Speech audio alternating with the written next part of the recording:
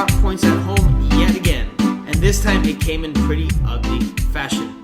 Hello everyone, and welcome to the second episode of Miami Total Futbol Radio. This week, we had said we would not do one after the midweek match, but given how that transpired and given all that went on, we decided to change course and bring you a bonus pod this week. And when I say we, that's because I have my co-host here, El Primo, Steve Brenner. Steve, how are you doing on this fine Friday? Well, good, mate. Was a bit tired after such a late finish for us, considering they didn't re-kick off the game until 11:04 p.m. Way past my bedtime. I'm usually tucked in at 9 o'clock in my Man United class of '92 pajamas, with just relaxing. But there we were. But a difficult night. Not a great performance. Horrible weather. Just stunk all around really. But we move on, and we'll see what happens at the weekend. We will touch on that game against FC Cincinnati that's coming up because there's a lot of notable things about that game. But we're also going to dissect Wednesday's game, the 2-0 loss to CF Montreal, and the ugly performance that was in it, as well as the weather delay and what we did during those 2 hours at Drive Pink Stadium. Of course, we're going to rush through this because it is Friday, and I know you have things to do. I also have friends that are in from out of town who came to celebrate my birthday that also expect me to spend some time with them tonight. So we'll save all the normal intro, follow us on social media stuff, and let's get to it. Okay, Steve, so as I mentioned shortly ago, Inter Miami suffered a 2-0 home loss at Drive Pink Stadium to CF Montreal on Wednesday night in a game that had a 2-hour weather delay because of lightning in and around the area. This was Inter Miami's starting lineup for the match. It was John McCarthy in goal, Victor Ulloa at right back, Ryan Shawcross at right center back, Leandro Gonzalez-Pires at left center back, Breck Shea at left back, Gregori as the defensive midfielder, Blaise Matuidi as the central midfielder, a little bit more advanced than him, Lewis Morgan on his usual right midfield spot, Jay Chapman at the 10, Rodolfo Pizarro on the left wing, and Gonzalo Higuain, who wore the captain's armband, up top. Now, Inter Miami went down early in this game. It only took 14 minutes for Bjorn Johnson to open the scoring, and then he doubled the lead with another goal 11 minutes after that. So 25 minutes in, Inter Miami was down 2-0, and they never really got back into it in that first half. It was a pretty poor, pretty disastrous first half from a performance standpoint. Second half, things improved, but still not enough, nowhere near the level that it needed to be at. Inter Miami didn't even get a shot on goal in that second half. So, Steve, what went wrong in this game? What happened here?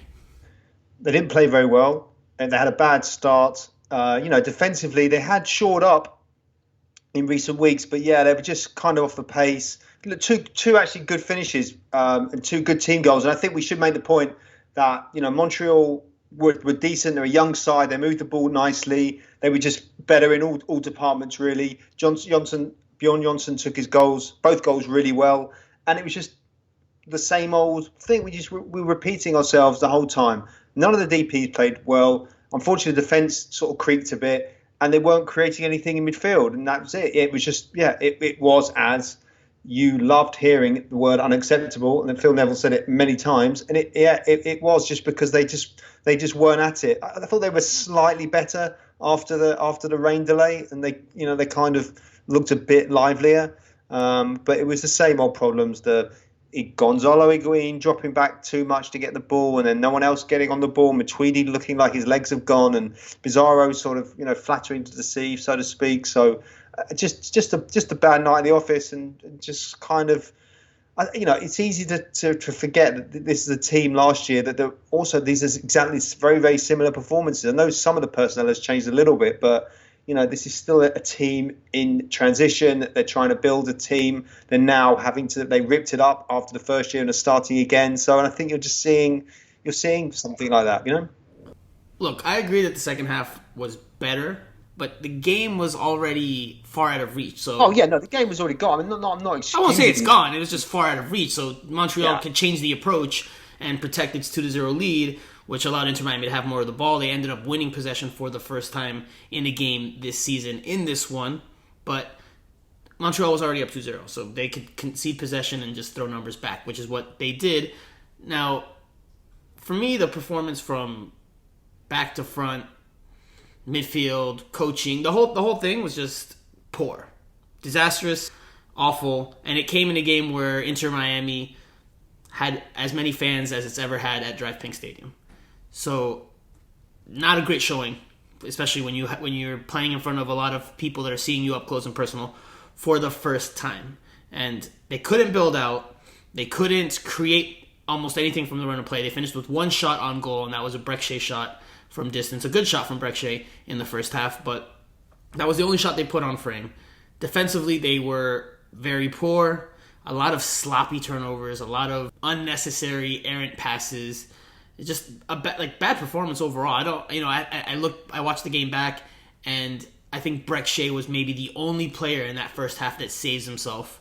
Everybody else was very poor. Maybe Victor Ulloa slightly, although I know people have been critical of him and not being able to cover the space in behind. But if he's being asked to push up, that's what the center backs are for. And the center backs, both of them had a nightmare. I think this was Leandro Gonzalez Pires' worst game in an Inter Miami jersey, and I'm someone that rates Leandro Gonzalez Pires. I think he is a very good center back in MLS, and I think he was just nowhere near his level in this one. He was involved in both the goals. The second one, he initiates the sequence for CF Montreal with a terrible, terrible pass out wide. So, John McCarthy also didn't cover himself in glory on the first goal. You've touched on the attack. Blaise Matuidi again for me, just the marking just very poor. He fails to pick up Georgi Mihailovic on the opening goal. It's the same stuff we've talked about. Yeah, same. Except this time the defense wasn't there to save the day like it has been in other matches, or like it's been able to keep the games tight and allow Inter Miami to be in them. So this time the defense broke, didn't just bend, it broke, and Inter Miami was never able to get back into it. But you said this is a team in transition.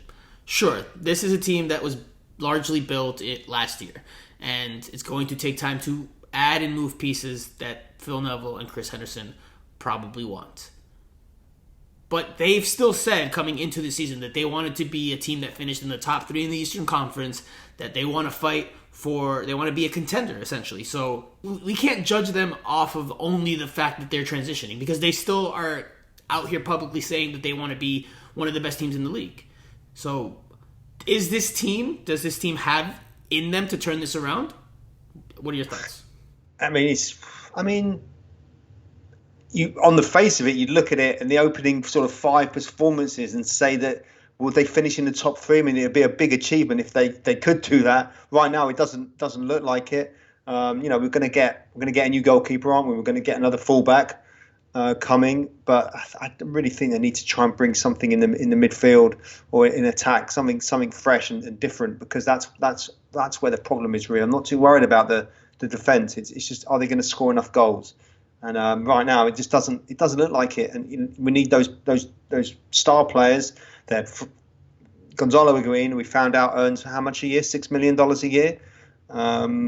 He could do with start earning some of that, and as well, Matuidi was on a good whack. They're all on good money, but that's obviously money's not the be all and end all of it. But they need to start producing. So off the basis of these first 5 performances, I said no, they probably wouldn't finish in the top 3. But it's only 5 games gone. So there is time, obviously, to correct things and to improve and get better. Now, that being said, in order for more pieces to be brought in, pieces are going to have to go.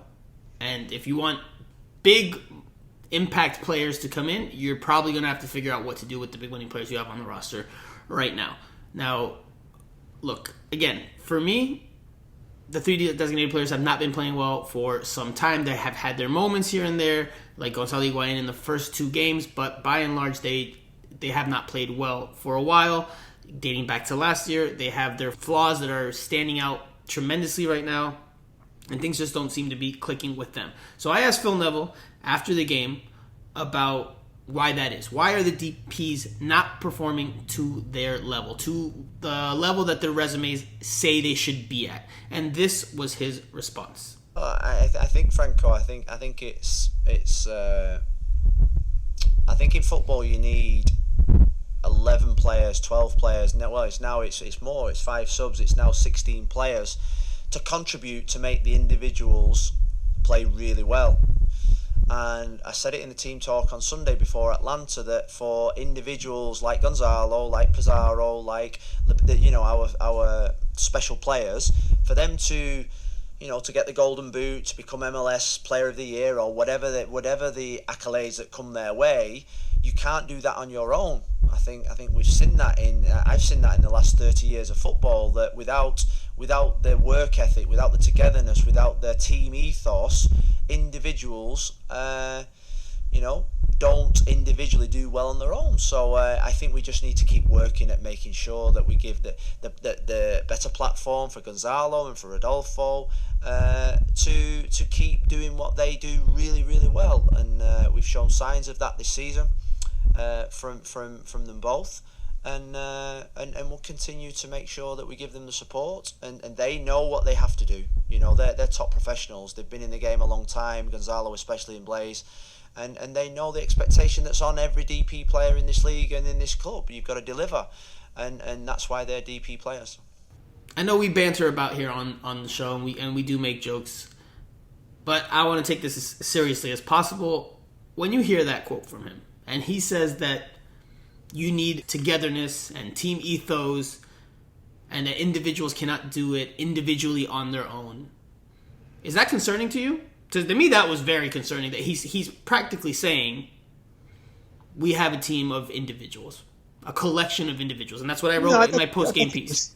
I don't think he wasn't saying that at all. He was just making the point that in order for the top, the supposedly star players to sort of function at their uber high level that we're accustomed or should expect to see from them, you need all the other parts in the team functioning as well. You need the workhorse defenders and everyone. It's like a machine, isn't it? Just like, not going to keep going on about it, but those teams he played with at Manchester United, yeah, they had star guys, Scholes, Beckham, Giggs and stuff, but then they had players like Phil Neville, Jaap Stam, Roy Keane, guys that did the donkey work. It's a team effort. Someone like Messi can just pick up the ball and pretty much do it on his own, but he's an anomaly. Him and Ronaldo, the rest of these guys, they need to be in a functioning team. The team is not functioning well. I don't think he meant they were playing as individuals. He just meant that in order for them to succeed, the whole team has to start playing well or playing better, and they're not doing that right now. So that wasn't my interpretation of it. I mean, that could be what he was saying. I didn't interpret it that way because my question was directly about the DPs,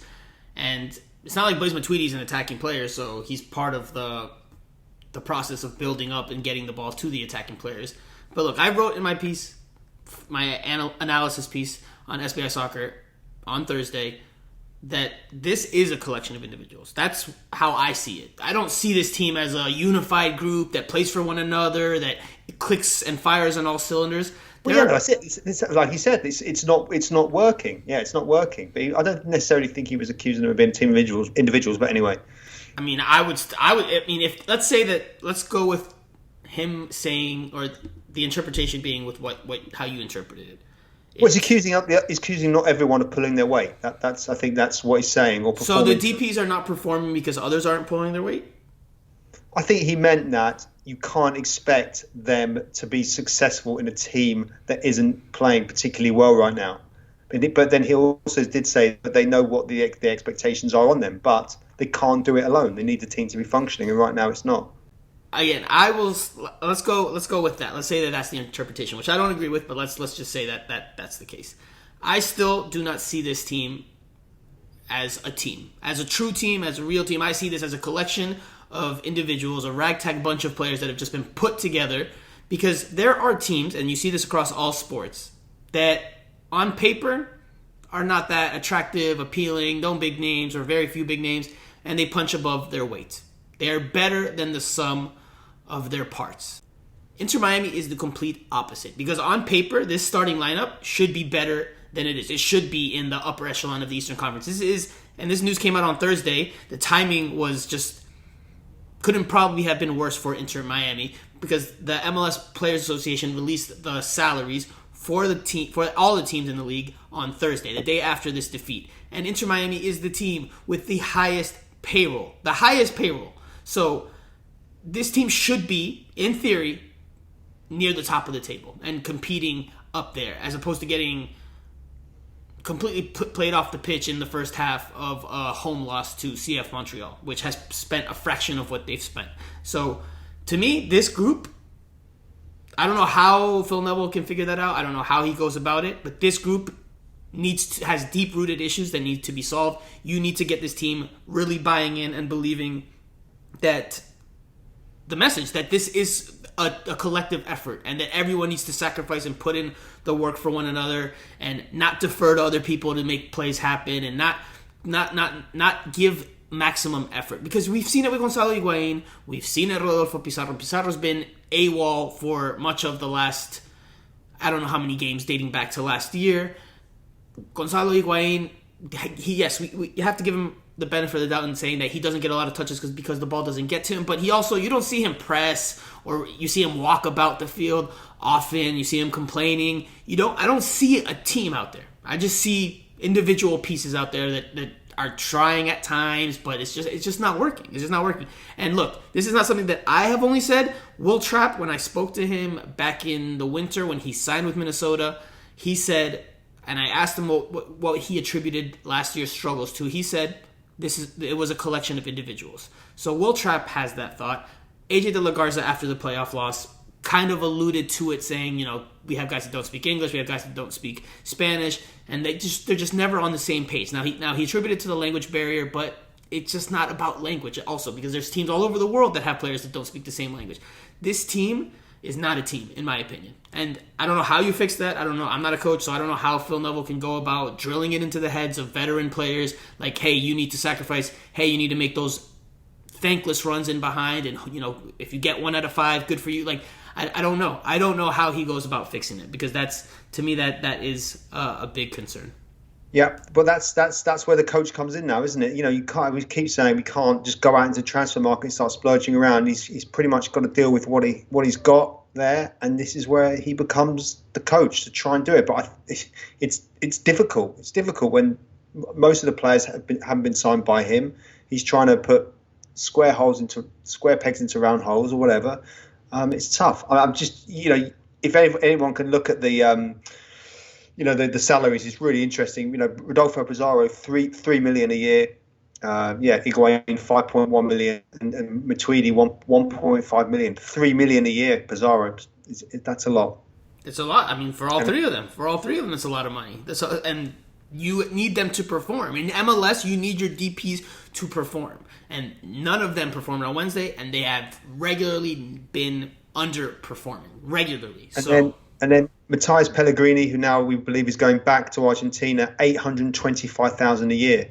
So look at Julian Carranza. I imagine you have the numbers in front of you. What is Julian Carranza making? 750,000. 750,000 on him, and Pellegrini is making 800,000+. It's Figal 600,000. Well, Figal's a starter on this team, and Gonzalez Pires is a starter on this team. That's fine. But Carranza and Pellegrini are making 1.5 million more or less, and they barely see the field for this team. And they were the first 2 signings from this club. Yes, this roster was probably poorly assembled initially, and that is still impacting the performances now. But this team still needs to be better than it is, given what it has at its disposal. And if it doesn't, then changes need to be made in the lineup. Changes need to be made to reflect that. Bench Pizarro, bench Matuidi. I said that after the game in my Miami Total Football analysis video that's out on YouTube. Bench them. It's time for them to get benched. Gonzalo Higuain, I don't think you can bench him, because I think the drop off from him to Carranza or whoever's next man up, it will probably be too great. And again, I think Higuain, if he gets service, if he gets balls and touches in the box, he can finish those. I think he will. But Pizarro and Matuidi, I don't see it with them. And right now, I think you need to bench them. Maybe that lights a fire under them. Maybe that wakes them up, gives them a wake up call. But right now, it's just not working with them. Just with Pellegrini, we know that they said that he's going to back on loan for free. Does that mean that Inter Miami is still paying his 825,000 a year salary? Yes. Well, so it's only been reported. We don't know for sure that he's going back to Estudiantes, but it has been reported in Argentina that there is a loan deal in the works for him to return to Estudiantes, which is where he came from, and it would be a loan deal with no fee. So if Miami gets nothing in return for the loan fee, yes, they would pay. Based on my understanding, they would still continue to pay him his contract and his salary. So he would be off the MLS roster in terms of being off the books, but I mean, he's still contractually being paid by the team. Now, quickly, that's a massive. I mean, that was a massive mistake, wasn't it? And it's easy to say here as an after time or in retrospect, but that is a costly deal for them, big time, isn't it? Absolutely. And so is Carranza's, because Carranza's barely seen the field. Phil Neville said today that he expects Carranza to see the field in the coming weeks now that he's past his case of vertigo.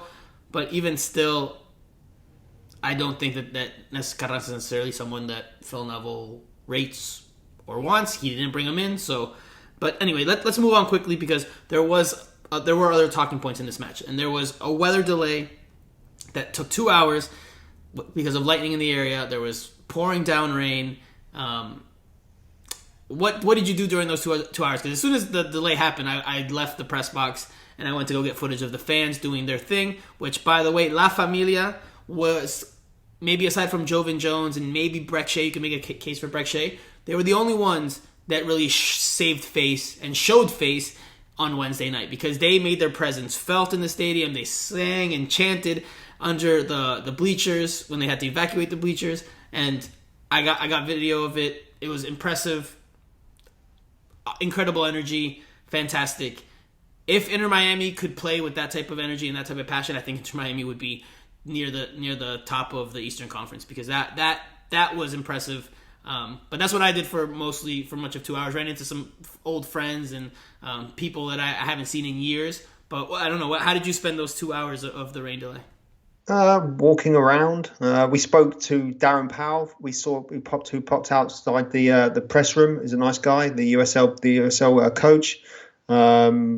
Wrote a little bit of my story. Wanted to maybe have a soothe cold beverage with you just to at a time, but you said no, we're professionals, we shouldn't, so we didn't, and I just drank loads of water instead. And then we jumped on the Twitter Spaces and did a little bit of an update, which was quite cool, wasn't it? We tried. I had some technical difficulties, but yes. Look, while we were enjoying those, or trying to enjoy as much of those 2 hours as possible, I don't think Inter Miami. I didn't enjoy those 2 hours whatsoever. I mean, I didn't want to be there coming home at 1:30 a.m. But anyway, you're gone.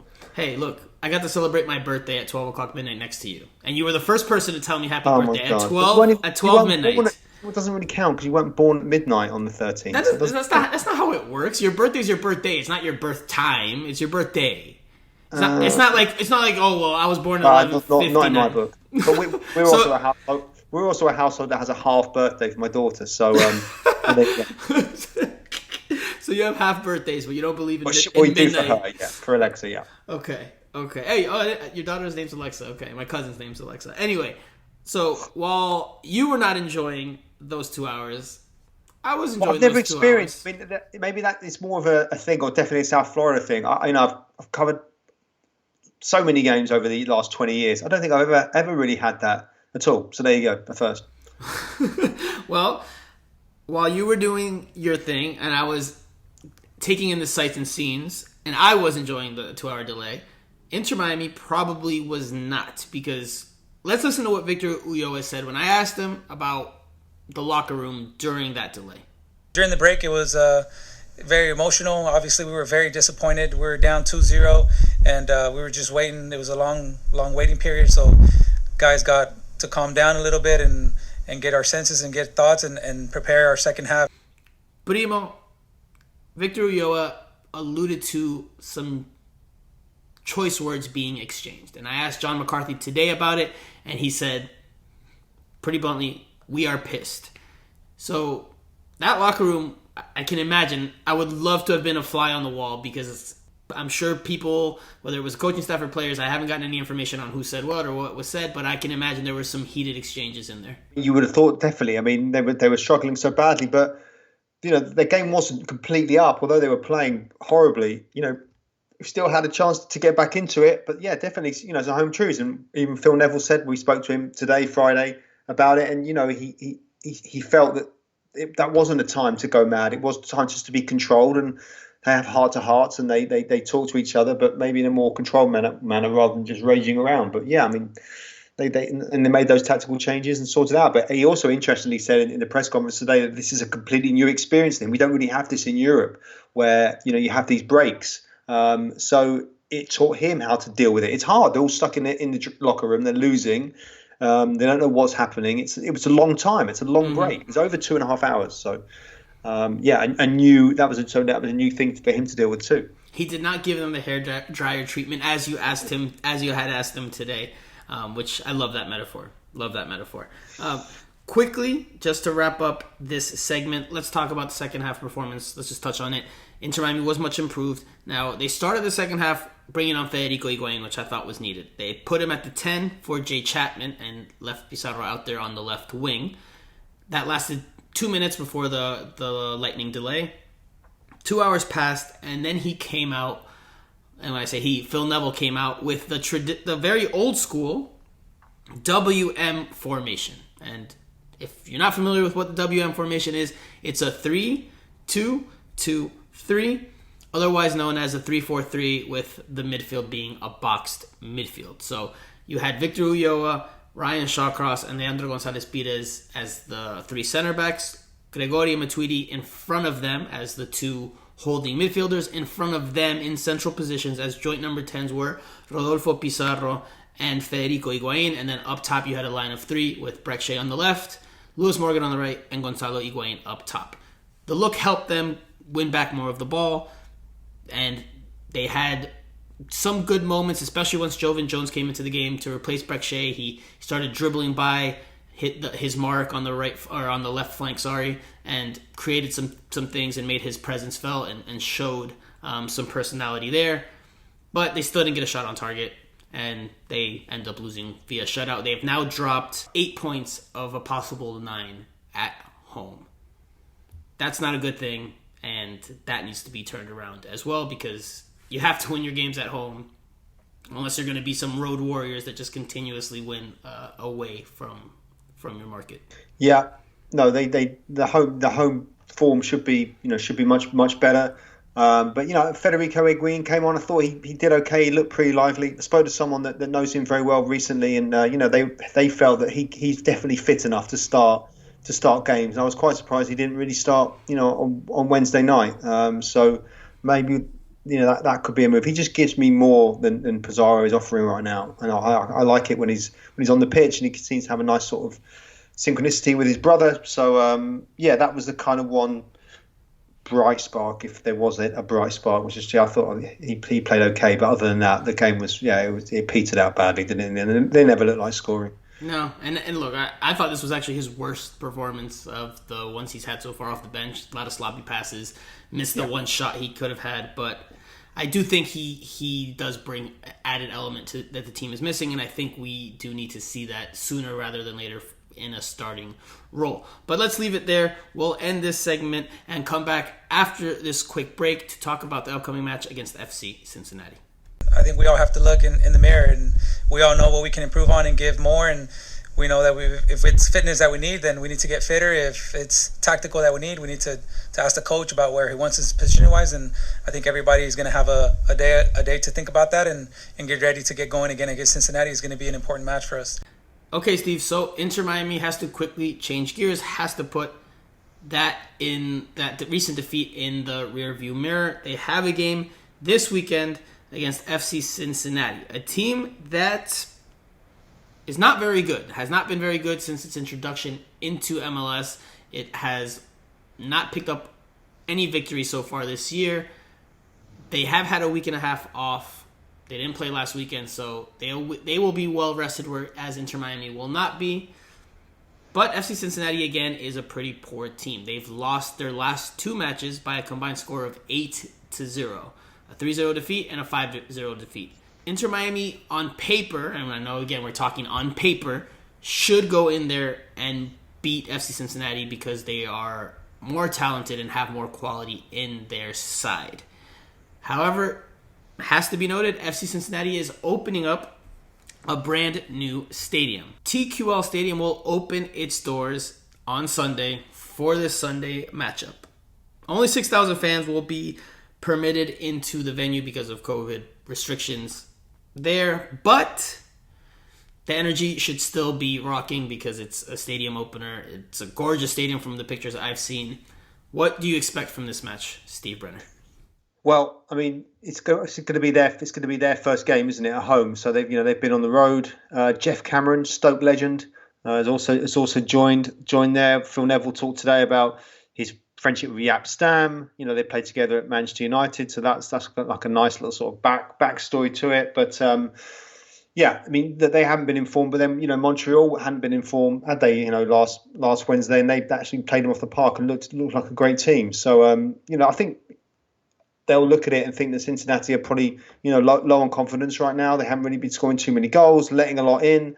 They've been pretty shaky. I mean, only 1 point from 5 is not a great start, isn't it? A la what happened to Inter Miami last season. So they've got to go there and have a go and don't be afraid of them. They also have a player named Brenner, which is your favorite player in MLS. Oh yes, what a player! Good name, great name, legendary name.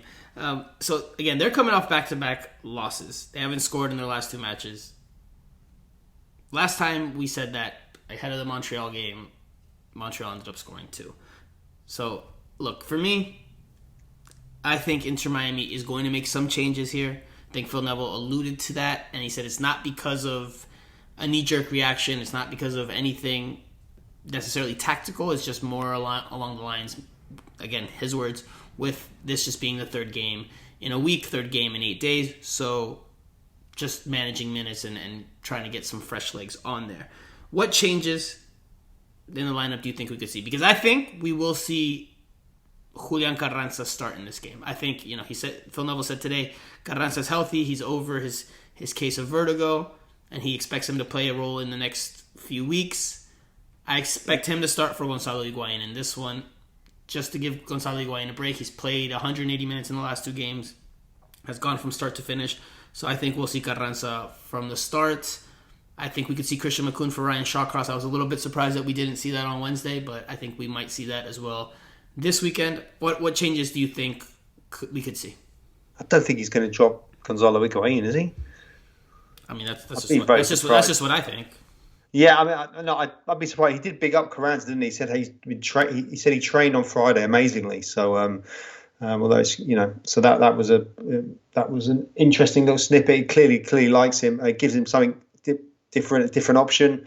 I don't think he's going to drop Higuain. Maybe he'll play Carranza just sort of off Higuain or something like that. He does mix it up, doesn't he? He does change his tactics around. So I don't think he's necessarily set in one way. And like he's admitted last week that, he's having to adapt now his philosophy on how he wants them to play. So he could change it up. I think Pizarro has to come out really. And I'd like little bigger Higuain to come in. Federico, I think he should start. Yeah, I would like to see Federico Higuain get a start as well. I think we could potentially see that because, again, the Jay Chapman at 10 or Pizarro at 10 is just not working. So I think we could see Federico come in. I think those maybe are the 3, for me, my opinion, those are the 3 likely changes we could see, or the most likely changes. Federico Higuain coming in, Christian McCoon coming in, and Julian Carranza coming in. But again, that's just my opinion. That's not information that I've heard or anything that someone has told me. It's just what I think.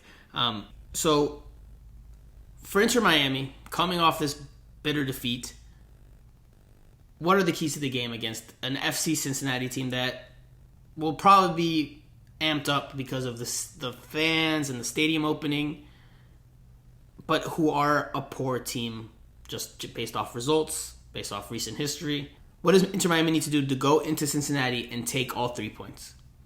What's the key to the game? They need to play. They just need to start create chances. I think if you can get an early goal and get a foothold in the game, then I think it just settles everyone down, doesn't it? I know the defence had a bit of a dodgy, first half the other night, but I'm not too worried about that. It's just I'm just creating goals, and even the game against Nashville. Remember when Jay Chapman had that chance, a good save, and then there was another good chance, wasn't there? It just needs to be more decisive in that final third, and just if they can get ahead, then they can try and close the game out a bit, and obviously then worrying again about the defensive problems. But I just think, if anything, I think the lack of goals is more of a worry than maybe conceding them right now. So your key to the game is scoring early.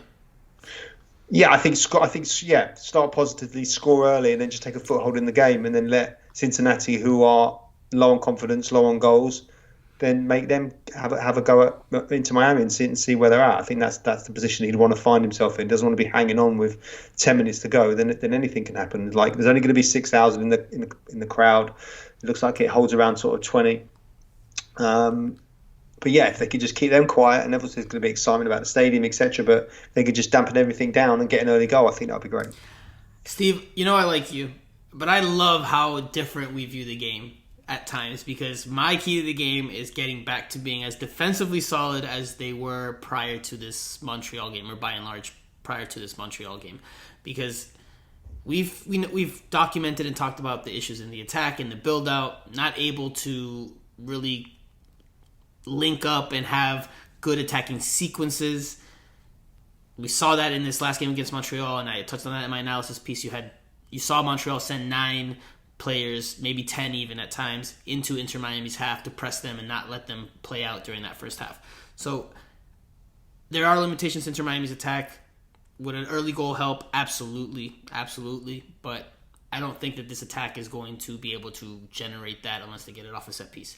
For me, the key to the game is being defensively solid as they were, because that will keep them in the game. That will allow them to pluck one at some point, be it off of a corner kick, be it off of, an individual moment of brilliance, or be it through some good soccer, which, again, they only have in certain moments or very few and far between. But I think you got to keep this game tight, because if you score an early goal, but obviously you give up 2, then I think it's going to be tough for Inter Miami to get back into it, given the issues they have in the attack. So I think it's defense first here. I think it's what Phil Neville said a little bit today is, the focus and the mentality has to be there, and it has to get back to where it was, and they had to get back to basics a little bit. So I think defense first is the key for Inter Miami, which might seem counterintuitive because they're playing Cincinnati, a team that hasn't scored in the last 2 games, a team that has struggled.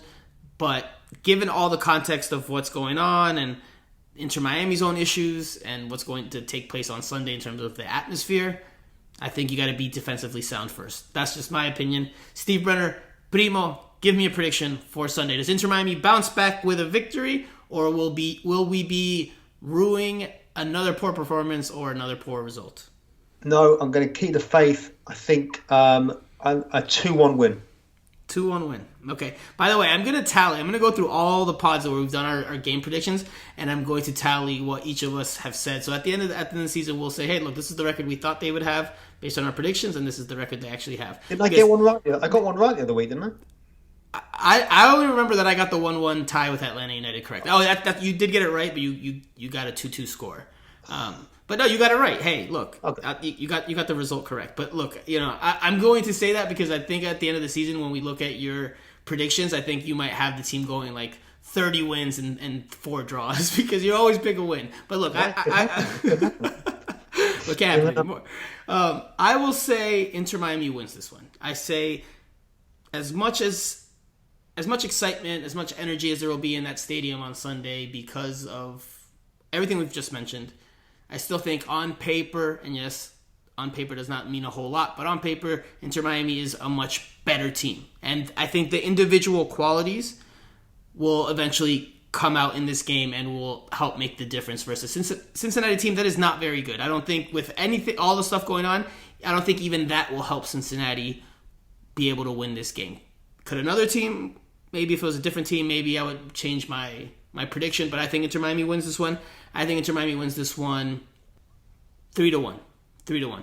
I think they'll score 3 goals, and I think they'll gain some confidence with a victory. Hope so. But that does it for this segment. We'll take a quick break, and we'll come back for the Q&A session after this.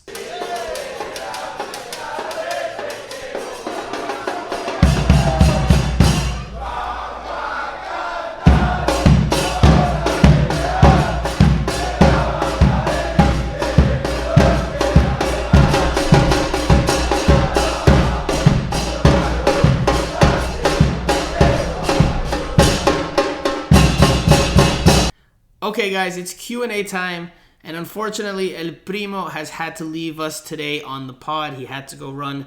So it's just going to be me here on this Q&A session. First time that's ever happened. Let's see how it goes. So let's get right into it. The first one comes from Broski Ciderworks. It says, cheers from your South Florida cidery. Question, what's stopping Federico Higuain from a starting role? Also, thoughts on starting him instead of Pizarro. So we asked Phil Neville about this, I believe it was last week. And Phil Neville said he had contemplated starting Federico Higuain at that point, but that he liked him coming into games in the second half when games tend to open up, when they're a little bit more stretched.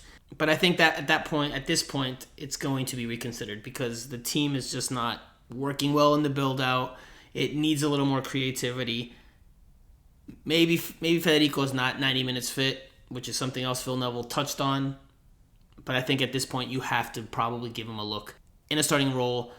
Maybe if he only lasts 60 minutes, and so be it. You take him off and you replace him with somebody else. But maybe that helps the function of the team. I think it's something that should have happened Wednesday.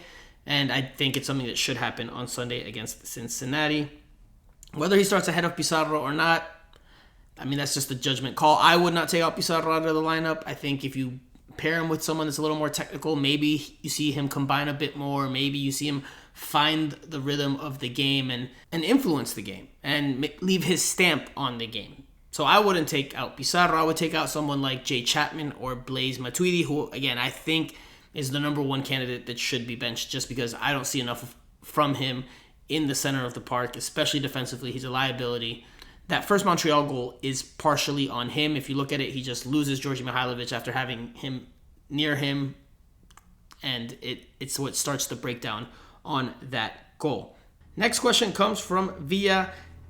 LGP looks slow and not himself. Reports had him as the last minute medically cleared. Why not sub him out? Is he fully fit for Sunday? So I haven't heard that. I haven't seen that. I'm curious where that came from. I don't recall seeing or hearing any of that in the post game or in the pregame. Now I've been diving nose first into the match and really dissecting it and been working hard over the last 48 hours, and also went out to dinner for my birthday on Thursday night, so maybe I missed something there, but I haven't seen that yet. I agree he did not look his usual solid self back there. He had his worst game, in my opinion, in an Inter Miami jersey, and you need him to raise his level and get back to where he was or where he normally is, because Tuesday was awful. Next question comes from Dale Rosado. Positive looks with the 3-4-3 at the end of the game. Do you think this could be the way to go moving forward? And 2, if we lose versus Cincinnati, how does our season's outlook change? Is it the players or the staff, the lack of preparation this preseason, the injuries? So touching on that first question, the WM formation, the 3-4-3, boxed midfield, I don't think that that's a formation that they would use from the start of games. I think that's something they'll have in their repertoire for when circumstances call for it, but I don't think that is going to be the way going forward from the start. I agree that they improved from the run of play in it, but again, context of the match needs to be taken into consideration. Montreal was up 2-0 and needed to just protect its lead at that point. Conceded possession to Inter Miami and was just happy to hit in transition, and they created some dangerous looks off of their counterattack. So again, against another team, I don't think that's going to be the case. I think Phil Neville even said that today when he was asked about the WM. He said it's good to have that in the arsenal, but it's not necessarily something he's going to go with from the start. It's a system he's used in the past, but again, not something he might not go with from the start. Now, he didn't say this part, but I would imagine, and I'm giving you my reasons for why I think that would be.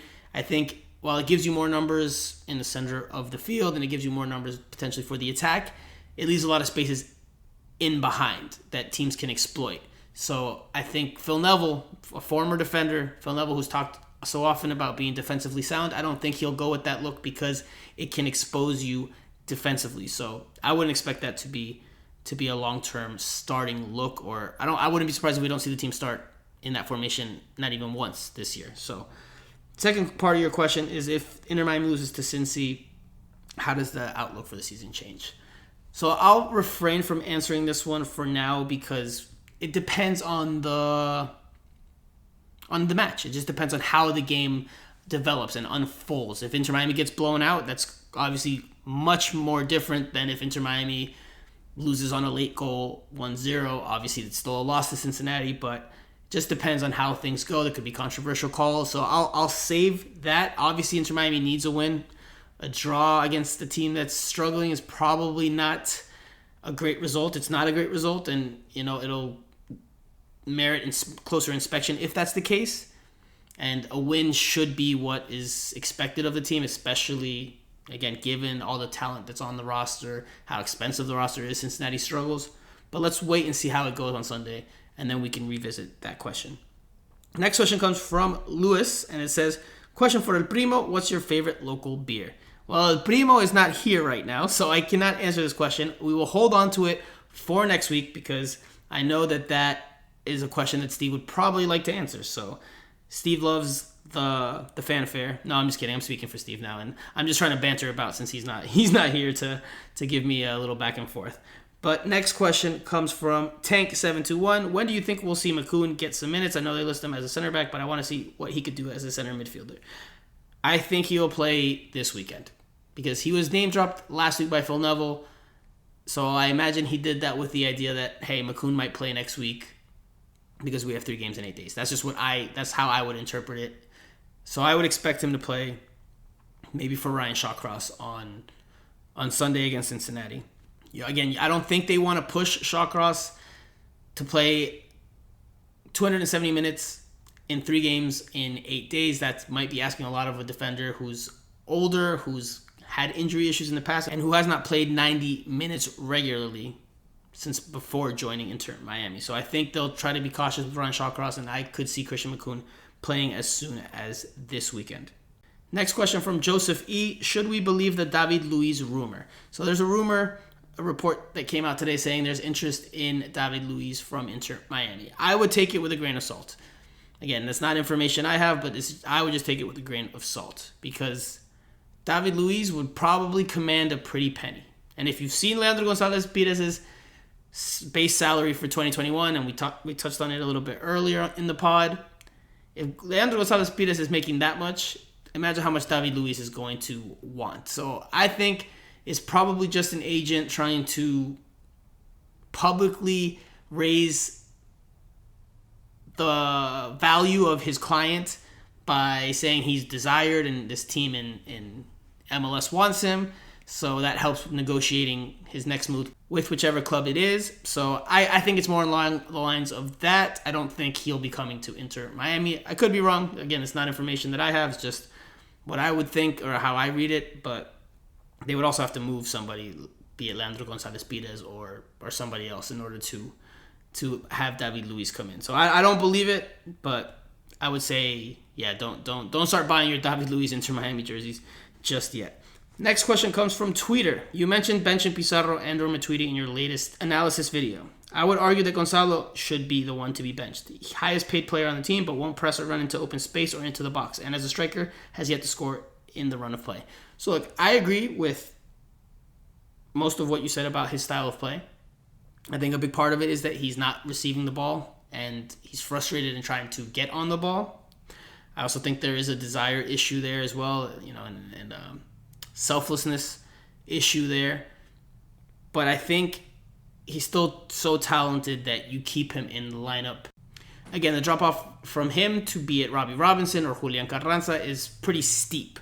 And I also don't think you want to send the message that you're going to bench your highest paid player and one of your 4 captains just yet for a younger option. I don't think that Phil Neville will give up on him just yet, all those things considered.